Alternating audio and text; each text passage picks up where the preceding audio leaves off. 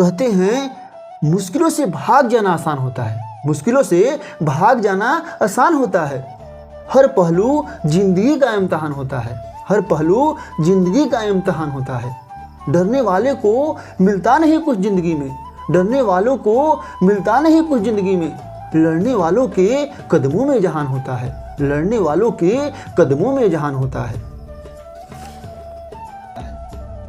नमस्कार मेरे प्यारे दोस्तों, ओम शिवा क्लासेज में आप लोगों का स्वागत है। दोस्तों, मैं आप लोगों के लिए बहुत ही अच्छा वीडियो लेकर आया हूं। इस वीडियो में हम लोग क्लास 10 के गणित के सभी चैप्टर के सभी सूत्रों को देखेंगे। अगर आप इस वीडियो को केवल देखकर ही परीक्षा हाल में जाएंगे तो 50% सवाल तो आप इसी तरह हल कर देंगे। इसलिए आप इस वीडियो को मिस न करें, एक बार अवश्य देखें। दोस्तों, आइए इन सभी सूत्रों को हम चैप्टर वाइज जानते हैं। पहला चैप्टर का हमारा है वास्तविक संख्या। पहला चैप्टर है वास्तविक संख्या। वास्तविक संख्या में जो है पहला है यूक्लिड विभाजन प्रमेयिका। कर रहा है यूक्लिड विभाजन जो प्रमेयिका होता है दोस्तों, तो क्या होता है आइए हम लोग इसे समझते हैं। कह रहा है कि दो धनात्मक पूर्णांक ए और बी के लिए दो अद्वितीय पूर्ण संख्याएं Q और R इस प्रकार विद्यमान है कि A बराबर BQ प्लस R, जहां जो हमारा R है 0 से बड़ा और बराबर है और B से छोटा होता है।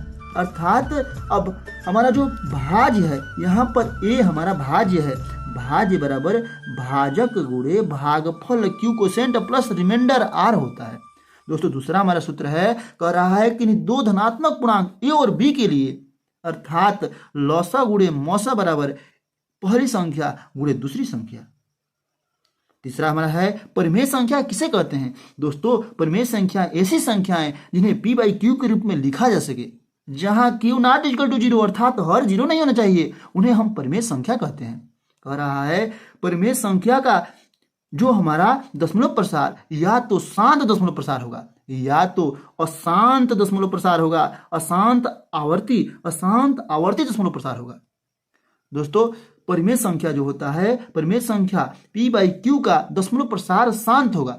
कब शांत होगा और कब अशांत होगा, आइए इसे हम बिल्कुल बढ़िया से समझते हैं। कह रहा है कि जब परिमेय संख्या के हर Q का गुणनखंड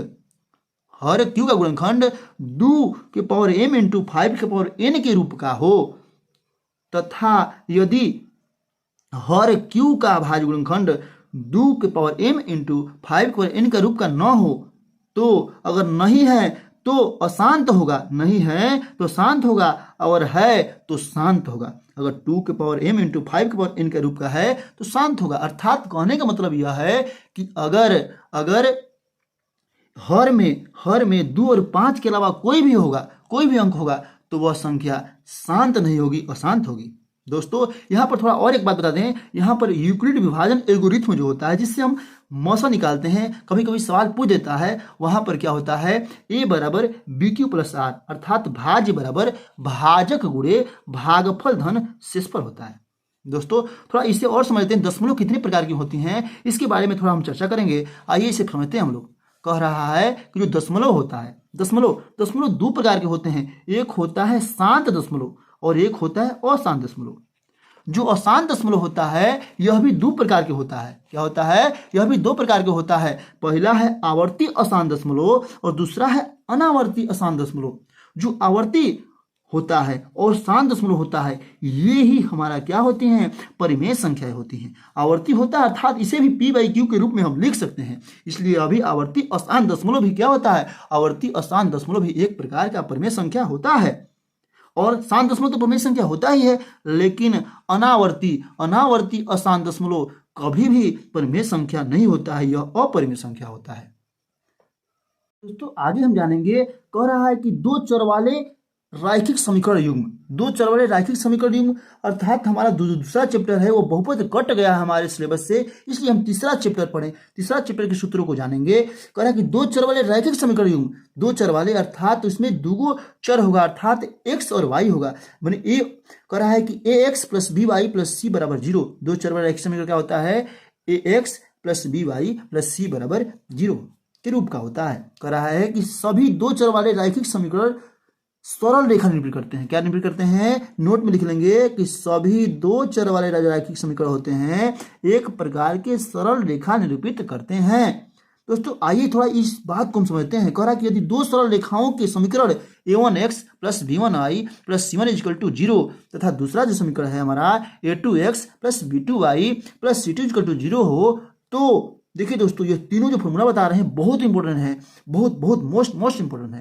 कह रहा है पहला जो शर्त है a1 upon a2 not equal to b1 upon b2। अगर a1 अपान a2 का अनुपात b1 और b2 के अनुपात के बराबर नहीं है तो रेखाएं प्रतिच्छेदी होंगी, और जब रेखाएं प्रतिच्छेदी होंगी अर्थात उसका संगत युग्म होगा। संगत युग्म हुए और एक अद्वितीय हल होगा। अद्वितीय हल माने एक ही हल होगा इसका, और जब हल है तो संगत होगा। दूसरा हमारा जो शर्त है कह रहा है a1 अपान a2 बराबर b1 अपान b2 बराबर c1 अपान c2, तो रेखाएं संपाती होंगी अर्थात एक दूसरे पर होंगी। जब एक दूसरे पर होंगी तो वह क्या होंगी? अपरिमित रूप से अनेक हल होंगे। जब कई बिंदु पर एक दूसरे को काटा जाता है तो उसका कई हल होगा, अर्थात जब हल होगा तो संगत है। जब हल होगा तो संगत है। तीसरा शर्त जान ले थोड़ा सा हम। तीसरा शर्त कर रहा है a1 अपान a2 बराबर b1 upon b2 not equal to c1 upon c2। दोस्तों रेखाएं क्या होंगी? रेखाएं समांतर होंगी, और जब रेखाएं समांतर होती हैं तो कभी भी एक दूसरे को नहीं काटती हैं। जब कभी भी एक दूसरे को नहीं काटती हैं तो उसका कोई हल नहीं होगा, और जब कोई हल नहीं होगा तो क्या होगा जी? युग्म असंगत होगा, संगत नहीं होगा। केवल दो स्थितियों में ही संगत होता है, जब रेखाएं प्रतिच्छेदी होंगी और जब रेखाएं संपाती होंगी। दोस्तों अगला है हमारा द्विघात समीकरण, जो हमारा फोर्थ चैप्टर है। द्विघात समीकरण के सूत्र जानेंगे। हम जानते हैं द्विघात समीकरण किस रूप का होता है? ax square plus bx plus c बराबर 0 के रूप का होता है, जहां a नॉट इक्वल टू 0, जहां a नॉट इक्वल 0 होता है। कह रहा है कि द्विघात समीकरण को हल करने की हमारे पास तीन विधियां हैं। पहली विधि क्या है जी? गुणनखंड विधि। द्विघात समीकरण को हम गुणनखंड विधि से हल कर सकते हैं। दूसरा हमारा है पूर्ण वर्ग बनाने की विधि। दोस्तों मैं आप लोग को पूर्ण वर्ग बनाने की विधि एक बार थोड़ा रिवीजन करा देना हो। पूर्ण वर्ग कैसे बनाया जाता है समझ लेते हैं। सबसे पहले मान लीजिए कि यह एक द्विघात समीकरण ax square plus bx plus c बराबर 0, यह एक द्विघात समीकरण है। कह रहा है पूर्ण वर्ग कैसे बनाया जाता है? सबसे पहले x के गुणांक को x स्क्वायर के गुणांक को एक करते हैं। x स्क्वायर के गुणांक को एक करने के लिए यहाँ पर जो चीजें रहेंगी दोनों पश्चिमों से भाग देंगे। पहला काम है x स्क्वायर के गुणांक को एक करना, दूसरा काम है x के गुणांक के आधे का वर्ग, x के गुणांक के आधे का वर्ग जोड़ने और घटाने पर। यह दो काम हम करेंगे पूर्ण वर्ग बनाने में।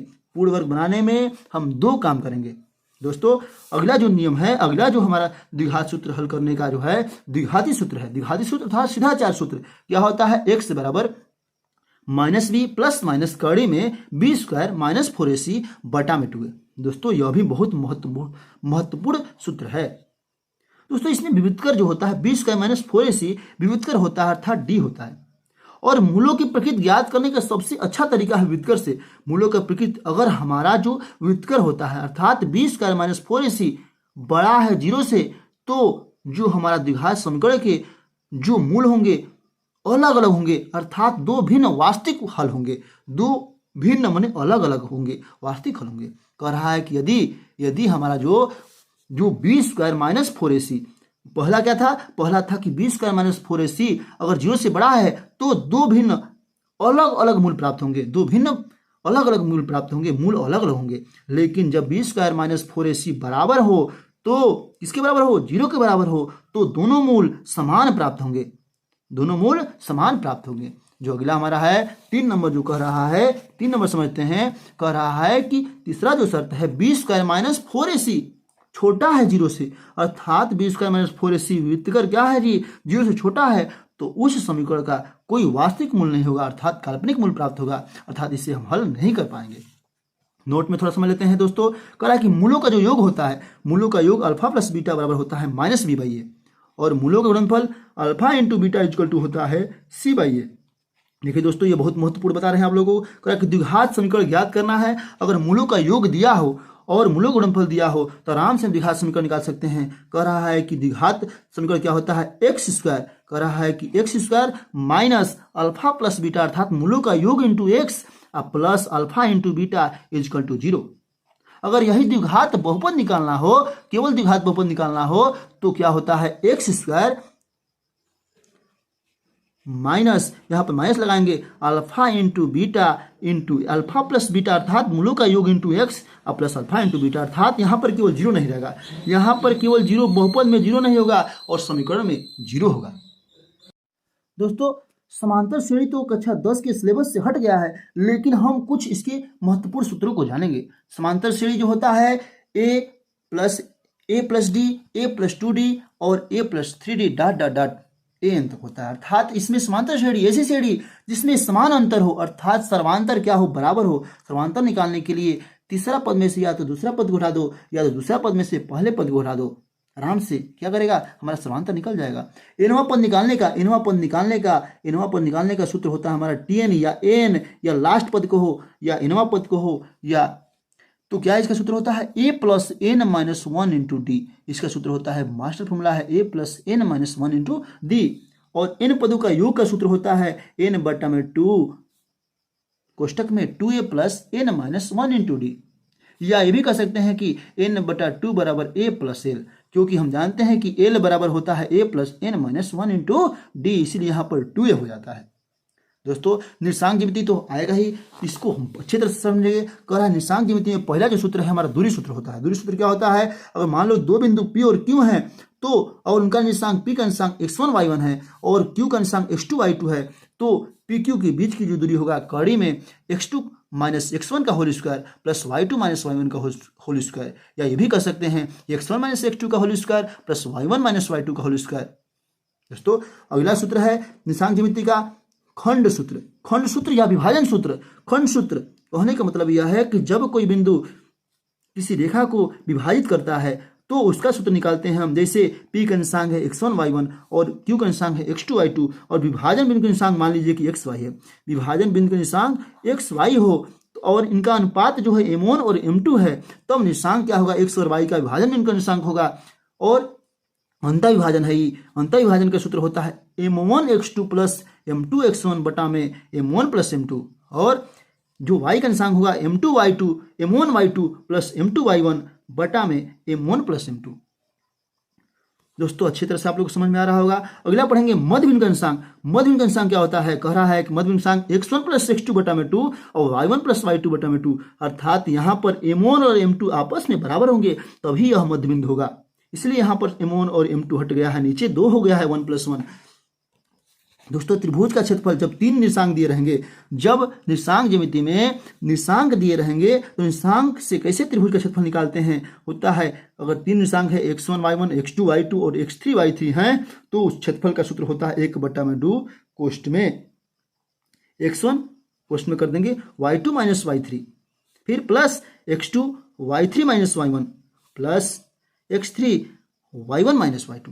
दोस्तों इस सूत्र को साइंस से याद कर लेंगे। अगर x1 लेंगे तो y2 माइनस y3 लेंगे, अगर x2 लेंगे तो y3 माइनस y1 लेंगे, और x3 लेंगे तो y1 माइनस y2 लेंगे। दोस्तों संरेख होने का शर्त होता है अगर 3 बिंदु या 3 बिंदु संरेख हैं तो उनका क्षेत्रफल उन बिंदुओं से आने वाला जो क्षेत्रफल होगा 0 के बराबर होगा। उन बिंदुओं से आने वाला जो क्षेत्रफल होगा 0 के बराबर होगा। यह बहुत ही महत्वपूर्ण शर्त है, इसको आप एक बार अवश्य देखेंगे। दोस्तों अब हम लोग पढ़ेंगे त्रिकोणमिति का सूत्र। त्रिकोणमिति बहुत ही इंपॉर्टेंट चैप्टर है, चाहे आगे पढ़ें, चाहे 10 का पढ़ें, चाहे इंटर का पढ़ें, यह बहुत ही इंपॉर्टेंट चैप्टर है। दोस्तों आइए इसे पढ़ते हैं। कह रहा है त्रिकोणमिति में सबसे पहला चीज होता है, हम जानते हैं इसके 6 त्रिकोणमितीय अनुपात होते हैं, साइन, कास, टेन, काट, सेक, कोसेक। इन 6 को हम सूत्र से याद करेंगे। कह रहा है मान लीजिए एक त्रिभुज हम बनाए हैं, ये सभी जो सूत्र लगते हैं यह एक समकोण त्रिभुज पर लागू होता है। जो पाइथागोरस जो हमारा पाइथागोरस प्रमेय वाला, अर्थात जो हमारा समकोण त्रिभुज जो त्रिकोणमितीय अनुपात होता है केवल समकोण त्रिभुज पर ही लागू होता है।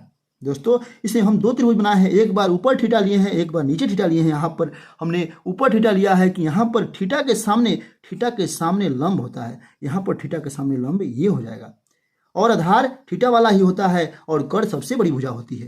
तो साइन थीटा बराबर होता है लंब बटा में कर्ण, अर्थात एक सूत्र होता है लाल बटा में कक्का। लाल बटा में कक्का से याद करेंगे हम लोग इसको। दोस्तों कह रहा है साइन थीटा बराबर लंब बटा में कर्ण, एल बटा में के, काश थीटा बराबर आधार बटा में कर्ण, आधार बटा में कर्ण, और टैन थीटा बराबर लंब बटा में आधार। दोस्तों साइन का उल्टा होता है cosec, cosec theta is equal to कोण बटा में लंब, sec theta is equal to कोण बटा में आधार और cot theta is equal to आधार बटा में लंब।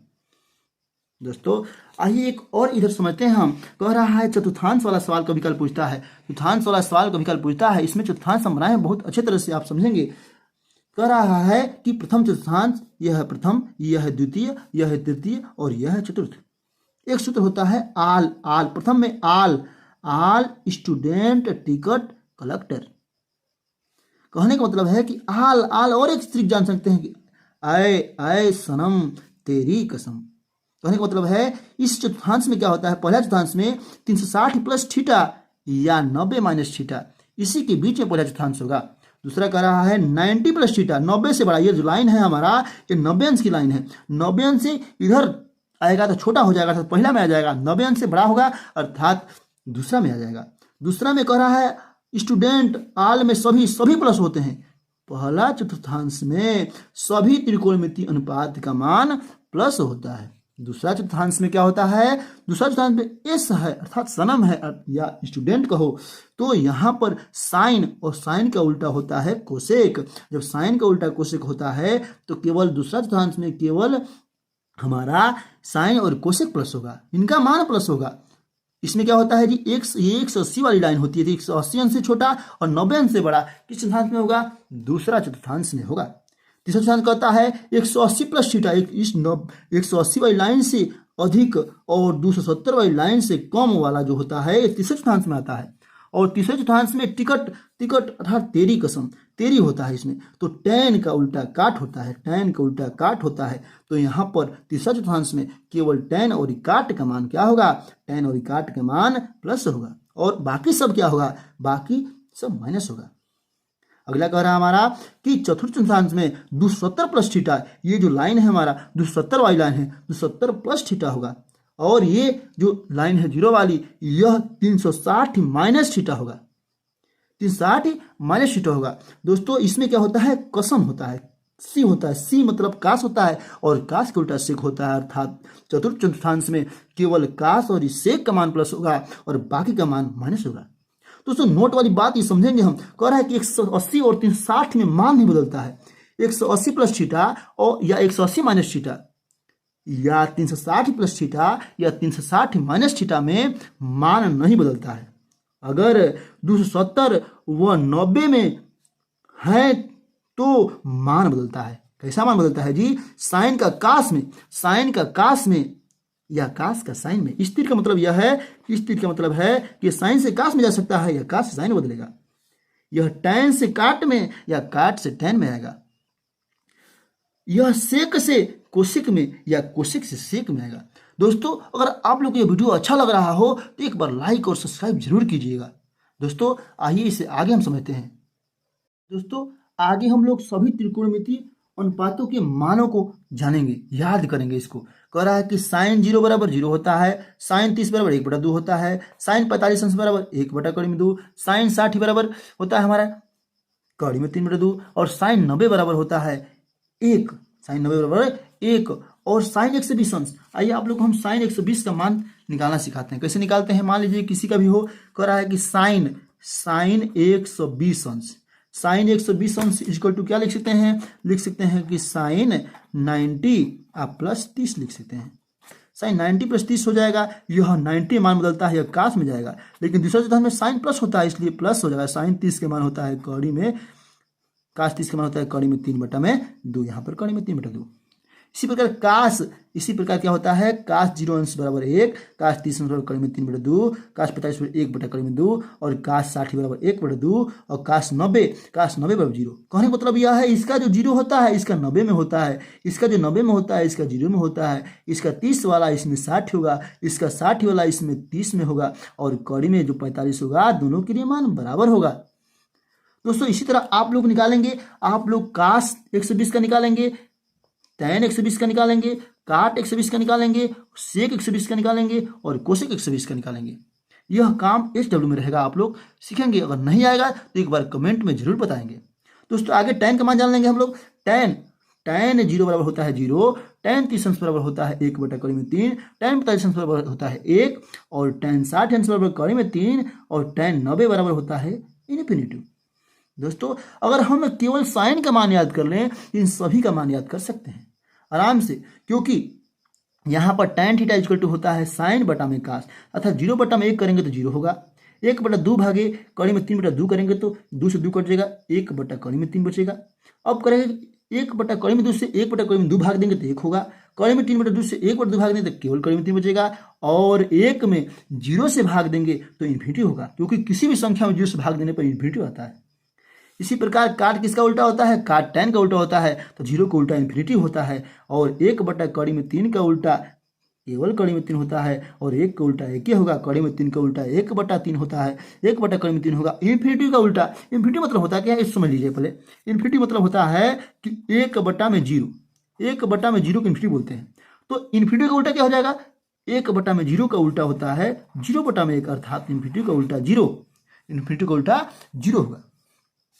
ठीक है दोस्तों, सेक कास का उल्टा होता है, सेक कास का उल्टा होता है सेक 0 अंश बराबर 1 होगा, सेक 30 अंश बराबर 2/कड़ी में 3 होगा, और सेक 45 अंश बराबर केवल कड़ी में 2 होगा, और सेक 60 बराबर खाली 2 होगा, और फिर पुनः 0 का उल्टा इन्फिनिटी होगा। फिर कह रहा है कोसेक साइन का उल्टा होता है, साइन का उल्टा कोसेक होता है, 0 का उल्टा इन्फिनिटिव, 1/2 का उल्टा 2, 1/कड़ी के 2 उल्टा केवल कड़ी में 2, कड़ी में 3/2 का उल्टा 2/कड़ी में 3, और 1 का उल्टा 1 होगा। दोस्तों कुछ और सूत्रों को हम जानेंगे। कह रहा है कि tan थीटा बराबर, महत्वपूर्ण सूत्र है, tan थीटा बराबर साइन बटा में कास, काट थीटा बराबर कास बटा में साइन, काट थीटा बराबर कास बटा में साइन होगा, और सेक थीटा, और सेक थीटा बराबर होता है 1 + tan स्क्वायर थीटा। यह बहुत ही इंपॉर्टेंट सूत्र है दोस्तों। कह रहा है कि sine square theta plus cos square theta equal to 1, तो cos square theta equal to क्या हो जाएगा, 1 - साइन स्क्वायर थीटा, या sine square theta - 1 equal to cos square theta. दोस्तों यहाँ पर सेक स्क्वायर थीटा बराबर 1 + tan स्क्वायर थीटा था, तो यहाँ पर अगर tan स्क्वायर को इधर लाएंगे तो sec square theta minus tan square theta equal to 1। दोस्तों आगे हम लोग पढ़ेंगे। कह रहा है कि cot square theta plus 1 equal to cosec square theta, या cosec square theta minus cot square theta equal to 1। कहने का मतलब यह है, एक सूत्र और आप लोग बताएंगे, 2-3 सूत्र समझ लीजिए जो आगे आप लोग को इंटर में देखने को मिलेगा, लेकिन यह भी आप लोग आज सीख लीजिए। कह रहा है कि sine 2 theta equal to 2 sine theta into cos theta. Cos 2 theta के हमने 2 फॉर्मूला लिखा है, एक फॉर्मूला और आप लोग बता दे रहा हूं, होता है 1 - 2 sign square theta, 1 - 2 sign square theta कहो, या 2 कास स्क्वायर थीटा माइनस 1 कहो, बराबर cos square theta minus sine square theta, ये भी कर सकते हैं। ये कास थीटा का 3 फॉर्मूला हमने लिखा है। और tan थीटा के फॉर्मूला लिखा हमने, लिखा है 2 tan थीटा बटा में 1 - tan स्क्वायर थीटा। क्या होता है, tan 2 थीटा का फॉर्मूला होता है 2 tan theta minus 2 tan theta बटा में 1 - tan स्क्वायर थीटा। दोस्तों अगला हम लोग पढ़ेंगे, अगला चैप्टर वृत्तों से संबंधित क्षेत्रफल। वृत्तों से संबंधित क्षेत्रफल में पहला कह रहा है कि वृत्त का परिधि या परिमाप इक्वल टू होता है 2πr। वृत्त की परिधि कहो या सर्कमफरेंस कहो या परिमाप कहो, 2πr ही होता है, और वृत्त का क्षेत्रफल होता है πr स्क्वायर। क्या होता है, πr स्क्वायर। और यहाँ पर देखिए दोस्तों, आप लोगों को मैं त्रिज्यखंड और वृत्तखंड और चाप के थोड़ा बारे में अच्छे से समझा दूं। कह रहा है, देखिए मान लीजिए कि यह एक प्रकार का वृत्त है, मान लीजिए यह एक प्रकार का वृत्त होता है, यह वृत्त है, यह इसकी परिधि है। क्या है, यह इसकी परिधि को हो या परिमाप को हो या सर्कमफरेंस को हो, यह क्या होता है, इसकी यह त्रिज्या है। क्या है, यह त्रिज्या है। और त्रिज्या के द्वारा काटा गया खंड, त्रिज्या के द्वारा काटा गया जो खंड होता है यही होता है त्रिज्यखंड। त्रिज्या यह भी है, यह वृत्त का केंद्र O है, त्रिज्या यह R, तो यह भी R, और त्रिज्या के द्वारा जो खंड काटा जाएगा वह त्रिज्यखंड कहा जाएगा। और आपको मैं एक और बता दे रहा हूं, अगर जीवा क्या होती है, जीवा के बारे में तो समझ लिया जाए, ये होती है, ये वृत्त मान लीजिए कि है, ये वृत्त है, और ये होती है जीवा। और जीवा के द्वारा बांटा गया खंड चाहे काटा गया खंड वृत्तखंड कहलाता है। क्या कहलाता है, यह हमारा वृत्तखंड है। इसमें एक होता है दीर्घ वृत्तखंड, एक होता है दीर्घ वृत्तखंड, और एक होता है लघु वृत्तखंड। क्या होता है, एक होता है लघु वृत्तखंड। दोस्तों लघु वृत्तखंड में यहां से थोड़ा रचना द्वारा या इस तरह हम समझ लेंगे, यह होती है हमारी थीटा, यह होता है केंद्र, यह हमारा जीवा। दोस्तों आइए सूत्र जानते हैं इसका हम। क्या होता है कि त्रिज्यखंड का जो क्षेत्रफल होता है पाई आर स्क्वायर थीटा बटा में 360, पाई आर स्क्वायर थीटा, यही हमारा त्रिज्यखंड है। यही हमारा एक होता है लघु त्रिज्यखंड, एक होता है दीर्घ त्रिज्यखंड। ये हमारा लघु त्रिज्यखंड है, छोटा वाला लघु त्रिज्यखंड। और ये बड़ा जो बचा है, यह जो बड़ा बचा है, यह हमारा ये जो बड़ा, देखिए आप लोग हम कर दे रहे हैं मार्क, ये हमारा जो बड़ा बचा है ये वाला, यह क्या होता है दीर्घ, ये होता है हमारा दीर्घ त्रिज्यखंड। ठीक है, पाई आर स्क्वायर थीटा बटा में 360। दोस्तों और यहाँ पर थोड़ा समझ लीजिए, यहाँ पर वृत्तखंड का क्षेत्रफल निकालने के लिए, सबसे पहले वृत्तखंड का क्षेत्रफल निकालने के लिए हमें त्रिज्यखंड के क्षेत्रफल में से इस त्रिभुज का क्षेत्रफल घटाना होगा। उससे आगे जानेंगे हम लोग। कह रहा है कि त्रिज्यखंड की जो लंबाई होती है, त्रिज्यखंड की लंबाई या चाप की लंबाई, त्रिज्यखंड की लंबाई कहो या चाप की लंबाई को, जो त्रिज्याखंड ये चाप यहाँ से लेकर यहाँ तक ये चाप होता है, एक होता है लघु चाप, एक होता है दीर्घ चाप। दोस्तों हम जानते हैं कि वृत्त की जो परिधि होती है 2 पाई आर, लेकिन हमें थीटा में लेना है, तो वही 2 पाई आर थीटा बटा कितने में 360 में, 2 पाई आर थीटा बटा में 360 लेना है। इसी प्रकार वृत्त का जो हमारा क्षेत्रफल होता था पाई आर स्क्वायर होता है, लेकिन थीटे में लेना है, इसलिए यहाँ पर पाई आर स्क्वायर थीटा बटा में 360 हुआ है। दोस्तों आगे हम जानेंगे वृत्तखंड का क्षेत्रफल। बता रहे थे आप लोगों को कि वृत्तखंड का क्षेत्रफल क्या होता है, त्रिज्यखंड के क्षेत्रफल में से, त्रिज्यखंड के क्षेत्रफल में से त्रिभुज का क्षेत्रफल घटाना पड़ता है। त्रिज्यखंड के क्षेत्रफल में से त्रिभुज का क्षेत्रफल घटाना पड़ता है। आइए आप लोग हम दिखा रहे हैं यहाँ पर, देखिए यहाँ पर जो हमारा क्या है, यहाँ पर एक वृत्तखंड है। तो वृत्तखंड का निकालने के लिए इस त्रिज्यखंड में से, इस पूरे त्रिज्यखंड में से इस त्रिभुज को घटाना पड़ेगा। अगर यह त्रिभुज निकल जाएगा तो हमारा वृत्तखंड का क्षेत्रफल, अर्थात संगत वृत्तखंड का हो, उसका क्षेत्रफल आराम से निकल जाएगा। दोस्तों यहाँ पर त्रिभुज का जो क्षेत्रफल निकालने का मैं एक बहुत ही बढ़िया आप लोग को फॉर्मूला बता रहा हूँ, बहुत बढ़िया। मान लीजिए कि यह एक प्रकार का बहुत ही अच्छा सूत्र है। अगर त्रिभुज का क्षेत्रफल निकालना हो तो 1/2 आर स्क्वायर साइन थीटा, इतना याद रखो बस, 1/2 आर स्क्वायर साइन थीटा। ठीक है, अगला त्रिभुज का क्षेत्रफल के बारे में जानेंगे। बहुत प्रकार के त्रिभुज होते हैं। अगर समकोण त्रिभुज है, 1/2 गुणे आधार गुणे लंबवत ऊंचाई। दोस्तों अगर हमारा समबाहु त्रिभुज है, समबाहु त्रिभुज कह दिया जाए तो कड़ी में 3/4 गुणे भुजा का स्क्वायर होता है। हमने लिखा नहीं यहाँ पर। अगर हम चाहेंगे तो हिरोन के सूत्र से भी त्रिभुज का क्षेत्रफल निकाल सकते हैं। जैसे क्या होता है हिरोन के सूत्र में, एक अर्ध परिमाप निकालना होता है। सुन लीजिए कि और बात हमारी, अर्ध परिमाप निकालना होता है जिसमें एस अर्ध परिमाप होता है, एस बराबर a प्लस बी प्लस सी बटा में 2 होता है। और त्रिभुज का क्षेत्रफल होता है कड़ी में एस माइनस ए, एस माइनस बी और एस माइनस सी होता है।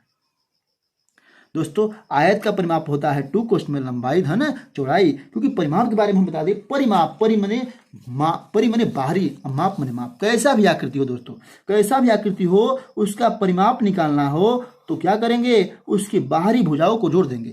वह कैसा भी आकृति हो, वह कैसा भी हमारा आकृति हो, अगर परिमाप निकालना हो तो उसकी बाहरी भुजाओं को क्या करेंगे, हम कुल बाहरी भुजाओं को जोड़ देंगे। ठीक है दोस्तों, तो सूत्र इसका नहीं भी याद करें कोई बात नहीं है। मतलब आयत का जो क्षेत्रफल होता है लंबाई गुणे चौड़ाई होता है। आयत का जो विकर्ण होता है कड़ी में L square plus B square होता है। क्योंकि जो आयत हमारा है, अगर मान लीजिए कि यह एल है और यह बी है, तो यहाँ पर अगर हम इसका विकर्ण निकालेंगे तो यहाँ पाइथागोरस प्रमेय लगा सकते हैं। क्योंकि आयत की जो कोण होते हैं, प्रत्येक कोण 90 अंश होते हैं, सम कोण होते हैं। यहाँ पर हम कर्ण का मान अर्थात विकर्ण का मान निकाल लेंगे पाइथागोरस प्रमेय से। कड़ी में L square plus B square, यही सूत्र लिखा है, कड़ी में L square plus B square. दोस्तों वर्ग का जो परिमाप होता है 4 गुणे भुजा, अर्थात चारों भुजाओं की माप, ये भी कर सकते हैं। और वर्ग का जो क्षेत्रफल होता है भुजा गुणे भुजा, अर्थात भुजा का स्क्वायर। वर्ग का विकर्ण होता है, उसी तरह वर्ग का विकर्ण भी निकाल सकते हैं। कड़ी में मान लीजिए वर्ग की भुजा क्या है, ए है। वर्ग की भुजा क्या है, ए है और ये ए है। तो क्या करेंगे, वर्ग का विकर्ण क्या हो जाएगा, कड़ी में 2 हो जाएगा। पाइथागोरस प्रमेय लगाएंगे यहाँ पर, ये कड़ी में 2 हो जाएगा। दोस्तों समबाहु त्रिभुज का क्षेत्रफल लिखा गया ऊपर आप लोगों को हमने बताया, कड़ी में 3/4 गुणे भुजा का स्क्वायर। करा के समांतर चतुर्भुज का क्षेत्रफल होता है आधार गुणे ऊंचाई, 1/2 गुणे आधार गुणे ऊंचाई नहीं, केवल आधार गुणे ऊंचाई। और सम चतुर्भुज का क्षेत्रफल होता है 1/2 गुणे विकर्णों का गुणनफल। दोस्तों समचतुर्भुज कैसा होता है? समचतुर्भुज कह रहा है समचतुर्भुज जिसकी सम माने बराबर और चतुर्भुज माने चतुर्भुज। समचतुर्भुज की सभी भुजाएं बराबर हो, समचतुर्भुज कहलाता है। समचतुर्भुज का एक यह होता है कि समचतुर्भुज के जो विकर्ण होते हैं एक दूसरे को समकोण पर समविभाजित करते हैं। समकोण पर, समकोण अर्थात 90 अंश पर। ठीक है दोस्तों, आगे समकोण त्रिभुज का क्षेत्रफल क्या बताए थे हम? 1/2 गुणे विकर्णों का गुणनफल होता है। और समलंब चतुर्भुज का क्षेत्रफल क्या होता है? 1/2 गुणे समांतर भुजाओं का योग गुणे लंबवत ऊंचाई। समांतर भुजाओं का योग गुणे लंबवत ऊंचाई। दोस्तों थोड़ा नोट में समझ जाए, किसी भी आकृति का बताए थे पहले ही आप लोगों को, पहले बता दिए हैं, किसी भी आकृति का परिमाप निकालना हो तो उसके कुल बाहरी भुजाओं का योग कर देंगे। दोस्तों आयतन संबंधी सूत्र को जानेंगे हम, ये बहुत ही बढ़िया से जानेंगे। कह रहा है आयतन संबंधी सूत्र, देखिए आइए देखा जाए। कह रहा है घन, पहला क्या है? घन। दोस्तों घन का आप लोग हम एक चित्र बना दे रहे हैं। घन कैसे बनता है? घन ये है, मान लीजिए घन जिसकी प्रत्येक भुजाएं क्या हो? बराबर हो। जिसकी प्रत्येक भुजाएं क्या हो जी? बराबर हो। ये हमारा क्या है? ये हमारा घन है। ये मान लीजिए इसकी भुजा ये है, इसकी लंबाई चौड़ाई और ये हमारी ऊंचाई हो गई। तो कह रहा है जो घन है, जो घन का जो पृष्ठीय क्षेत्रफल, घन का पृष्ठीय माने क्या होता है? पूरा बाहरी पृष्ठ, कितना यह बाहरी पृष्ठ है उसकी माप कर रहा है। हम जानते हैं कि घन और घनाभ में 6 फलक होते हैं, अर्थात 6 सतह होते हैं। एक सतह यह, एक सतह इसके नीचे और एक सतह दाएं, एक सतह बाएं, एक सतह ऊपर और एक सतह नीचे। कहने का मतलब है कि इसमें 6 सतह होते हैं। 6 सतह हैं तो हम जानते हैं कि जो वर्ग होता है, वर्ग का क्षेत्रफल होता है a स्क्वायर। तो 6 है तो 6 स्क्वायर। शांतिपूर्वक जान लेंगे। घन का पार्श्व क्षेत्रफल, पार्श्व मतलब होता है किनारे वाला, ऊपर और नीचे को हटा देंगे, ऊपर और नीचे को हटा देंगे तो बचेगा हमारा 4a स्क्वायर। था घन का पार्श्व क्षेत्रफल होता है 4a स्क्वायर। घन का विकर्ण कहने का मतलब है कि एक घनाकार कमरे में कह दो या किसी भी जगह कह दो तो घन का विकर्ण होता है कौड़ी में 3 गुणे भुजा।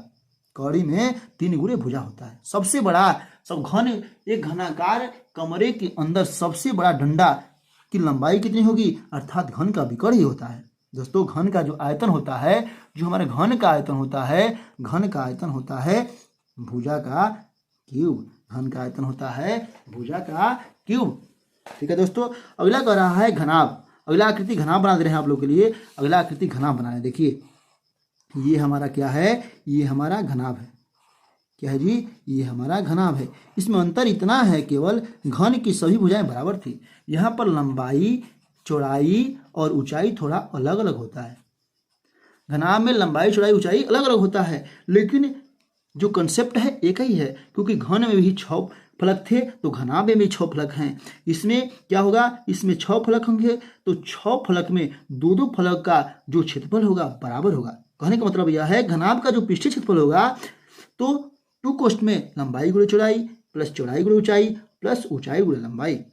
पार्श्व पृष्ठीय क्षेत्रफल मतलब ऊपर के दोनों जो सतह हैं उनमें से लंबाई और चौड़ाई केवल है तो लंबाई चौड़ाई हट जाएगा। यहाँ पर 2 कोष्ठ में लंबाई चौड़ाई हट गया, अर्थात BH प्लस HL बचेगा। 2 कोष्ठ में BH प्लस HL बचेगा। दोस्तों आगे हम लोग जानेंगे घनाभ का जो विकर्ण होता है, डायरेक्ट वही सूत्र है, कौड़ी में L square plus B square plus H square. इसका आयतन होता है लंबाई गुणे चौड़ाई गुणे ऊंचाई। दोस्तों आगे हम लोग जानेंगे बेलन। अगला जो आयतन संबंधी था 3D जो है हमारा, 3D में बेलन आता है। बेलन क्या होता है? बेलन एक प्रकार का सिलेंडर। कह रहा है कि बेलन का जो वक्र पृष्ठ होता है, वक्र में घुमावदार पृष्ठ, वक्र में केवल घुमावदार, वक्र में घुमा हुआ। वक्र का अर्थ ही होता है घुमा हुआ, वक्रनुमा। ठीक है, कर्व होता है। तो घुमावदार पृष्ठ का क्षेत्रफल क्या होगा? 2πRh होगा। घुमावदार पृष्ठ का क्षेत्रफल होगा 2πRh। इसका संपूर्ण पृष्ठ कहने का मतलब यह है ऊपर भी एक वृत्त टाइप का है और नीचे भी एक वृत्त है, अर्थात वृत्त का क्षेत्रफल होता है πr स्क्वायर। तो 2 है तो 2πr square, 2πRh plus 2πr square संपूर्ण पृष्ठ हो जाएगा। दोस्तों इसका आयतन होता है, अगर हम क्षेत्रफल में किसी एक और भी मास से गुणा कर देते हैं तो आयतन निकलता है हमारा क्षेत्रफल πr स्क्वायर होता है। अगर इसका h से गुणा कर दें, कैसे याद करेंगे? हम जानते हैं कि वृत्त का क्षेत्रफल होता है πr स्क्वायर। अगर इसमें h से गुणा कर दें तो हमारा इसका आयतन निकल जाएगा, अर्थात πr स्क्वायर h। चौथा आकृति हमारा है शंकु। शंकु अर्थात कोण बोलते हैं इसको इंग्लिश में। शंकु का जो वक्र पृष्ठ होता है πrl। शंकु में एक R होता है, एक H होता है और एक तिर्यक लंबाई L होती है। तो वक्र पृष्ठ इसका क्या होता है पाई आर एल। संपूर्ण पृष्ठ क्या होगा, नीचे एक वृत्त है तो pi R L plus pi R square.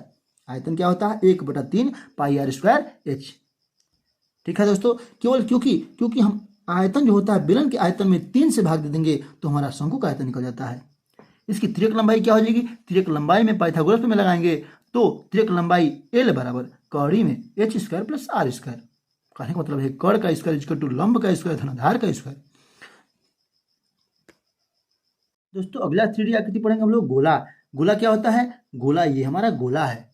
3D में गोला, वृत्त नहीं दोस्तों, गोला। गोला माने एक प्रकार की गोली, ठोस। कह कि इसका पृष्ठीय क्षेत्रफल जो होता है या कुल पृष्ठीय क्षेत्रफल को हो चाहे कुल क्षेत्रफल को हो या संपूर्ण पृष्ठ को हो, गोला का 4 पाई आर स्क्वायर ही होता है। 4 पाई आर स्क्वायर ही होता है। आयतन क्या होता है गोला का आयतन 4/3 pi R cube, 4/3 pi R cube. गोला से बना है अर्धगोला। अर्धगोला में कहने का मतलब है अर्धगोला आधा गोला। आधा गोला का वक्र पृष्ठ जब पूरा का होता है 4 पाई आर स्क्वायर तो आधा के 2 पाई आर स्क्वायर। लेकिन अंतर संपूर्ण पृष्ठ में कट जाता है तो ऊपर एक वृत्त बन जाता है। और जब 2 पाई आर स्क्वायर में एक और पाई आर स्क्वायर जोड़ेंगे तो हमारा 3 पाई आर स्क्वायर हो जाएगा।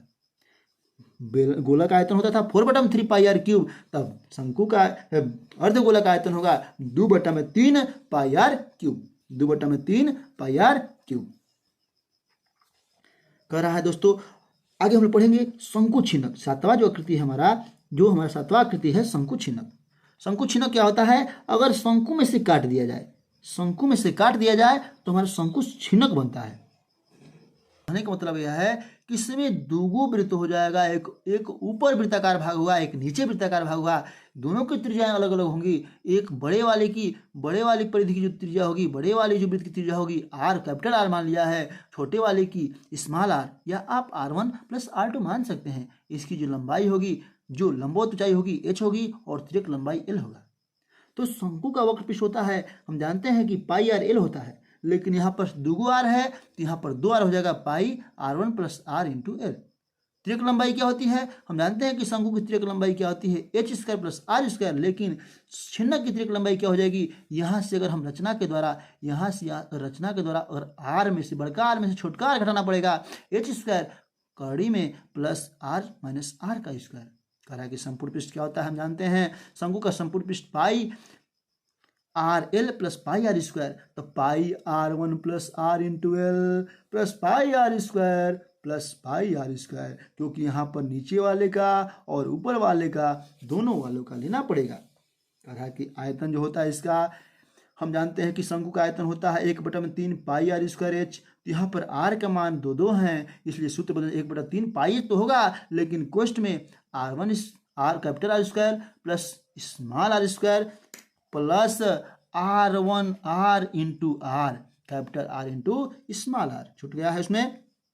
दोस्तों आगे हम लोग पढ़ेंगे सांख्यिकी। सांख्यिकी में क्या होता है दोस्तों, सांख्यिकी गणित की वह शाखा जिसके अंतर्गत हम डाटा अर्थात आंकड़ों का अध्ययन करते हैं, सांख्यिकी कहलाता है।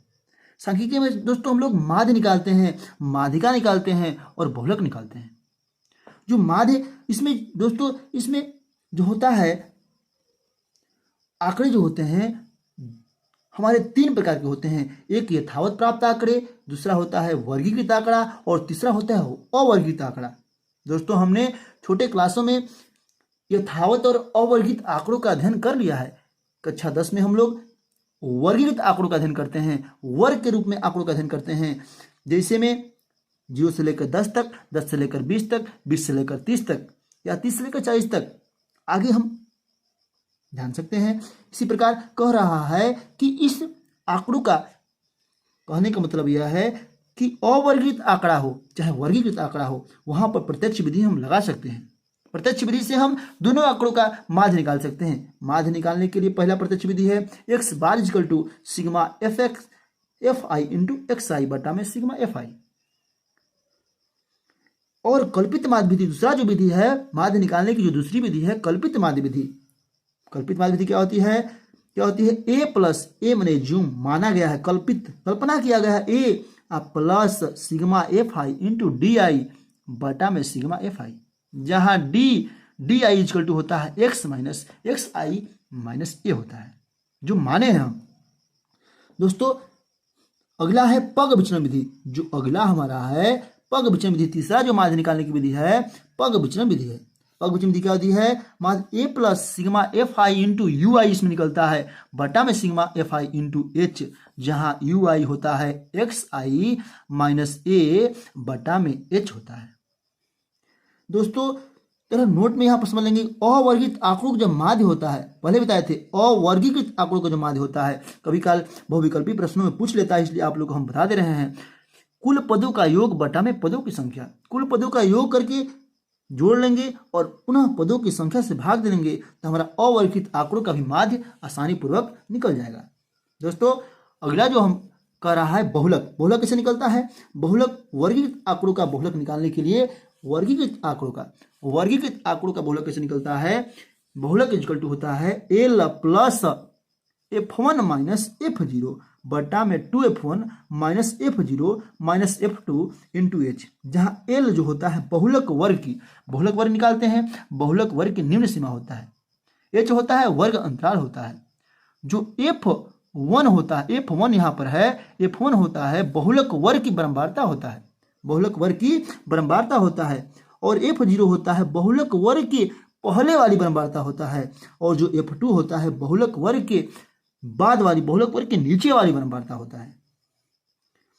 कह रहा है जो तीसरा होता है हमारा माध्य, माध्य निकाल लिए, बहुलक निकाल लिए, माध्यक निकालेंगे या माध्यिका निकालेंगे, मीन मोड मीडियन निकालेंगे। अर्थात माध्यक कहो या माध्यिका कहो, दोनों एक ही चीज है। दोस्तों पहले हम लोग सीखेंगे अवर्गीकृत आंकड़ों का माध्यक निकालना या माध्यिका निकालना।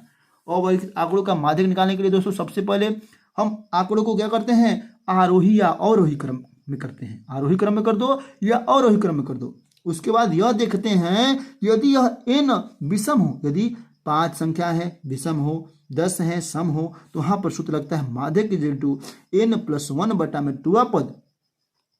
अगर सम है तो माध्यक n बटा में 2 पद प्लस n बटा में 2 प्लस 1वां पद बटा में 2। दोस्तों मैं आप लोग के लिए एक बहुत ही शानदार मेथड बता रहा हूँ माध्यक निकालने का, अर्थात माध्यिका निकालने का बहुत ही शानदार मेथड बता रहा हूँ। जैसे मान लीजिए यहाँ पर मैं एक श्रेणी लिया 5, 7, 9, 11, 13। इसमें अगर माध्यिका निकालना है तो हम नहीं मालूम है कि यह माध्यिका सम है कि विषम है, कैसा सूत्र है, अगर हम भूल गए तो यहाँ पर मैं आप लोग को बता रहा हूँ। मान लीजिए कि यह कितने हैं? 5 संख्या है, इधर से 2 अलग कर लीजिए और इधर से 2 अलग कर लीजिए, बीच में जो बचा वही माध्यिक, माध्यक कहो या माध्यिका है, माध्यिका 9 है। अगर मान लो कि सम है, जैसे यह हो गया 5, 6, 8, 9, 10 और यह हमारा हो जाएगा 11। यह क्या है जी? यह एक सम है, n का मान सम है। यहाँ पर कैसे निकालेंगे? यहाँ पर निकालने के लिए सबसे पहली चीज क्या करेंगे? इधर 2 अलग कर लिया, इधर 2 अलग कर लिया, बीच में क्या बचा जी? 8 और 9 बचा। तो 8 प्लस 9 अब बटा में 2 कर देंगे तो हमारा आ जाएगा 9, 8, 17 बटा में 2 अर्थात 8.5 आ जाएगा। अर्थात हमारा जो माध्यिका होगा, माध्यक होगा 8.5 हो जाएगा। बिना किसी सूत्र का दोस्तों हम आसानी पूर्वक निकाल सकते हैं बीच वाली संख्या, माध्यिका माने बीच वाली संख्या। दोस्तों कक्षा 10 में हम लोग वर्गीकृत आंकड़ों का क्या निकालते हैं? वर्गीकृत आंकड़ों का माध्यक निकालते हैं या माध्यिका निकालते हैं।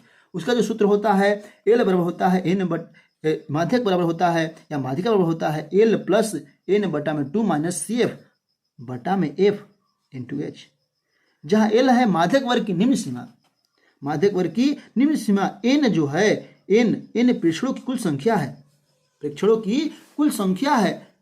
और कह रहा है जो सी एफ होता है माध्यक वर्ग की संचयी बारंबारता कह रहा है। सीएफ में संचयी बारंबारता, सीएफ की इसमें देखो माध्यिका निकालने में सीएफ निकालना पड़ता है, संचयी बारंबारता निकालना पड़ता है। कह रहा है कि एफ जो होता है माध्यक वर्ग की बारंबारता होता है। दोस्तों नोट में थोड़ा हम समझ लेंगे जो हमारा यह पूछता है कभी काल। कह रहा है कि बहुलक इक्वल टू होता है 3 गुणे माध्यिका माइनस 2 गुणे माध्य। दोस्तों इस प्रकार हमारा पूरे क्लास 10 का पूरे आल चैप्टर का हम लोग क्या कर लिए? सूत्र को याद कर लिए। दोस्तों अगर आपको यह वीडियो थोड़ा भी अच्छा लगा हो तो लाइक, सब्सक्राइब और अपने दोस्तों को शेयर करना न भूलें।